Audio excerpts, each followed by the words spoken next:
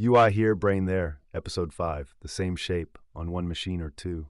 Over the last 4 episodes, we learned that VS Code is many separate processes. The extension host, language servers, the shell, talking to the editor across message channels. Now here's the question.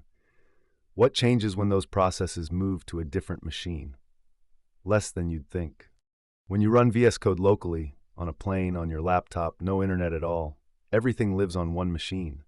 The UI, the extension host, the language servers, the shell, all separate processes, all talking through local IPC, inches between them. This is the normal case, no server anywhere. Now watch what happens when you connect to a remote machine, a dev container, a cloud VM, a server over SSH.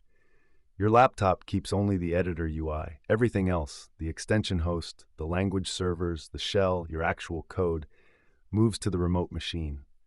Together, on that side, they're called the VS Code server. And here's the part nobody points out.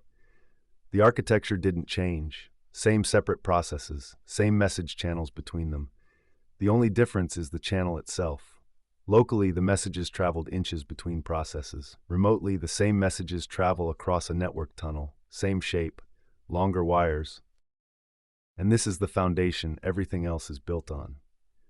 Dev containers, GitHub code spaces, cloud agents that keep running after you close your laptop. They all use this same split, a thin UI here, the real work somewhere else. Once the channels exist, distance stops mattering. So remember, VS Code is the same architecture either way. Many processes, message channels between them. Locally, the channels are short. Remotely, one of them is a tunnel. And that's the whole playlist, one shape, 5 episodes.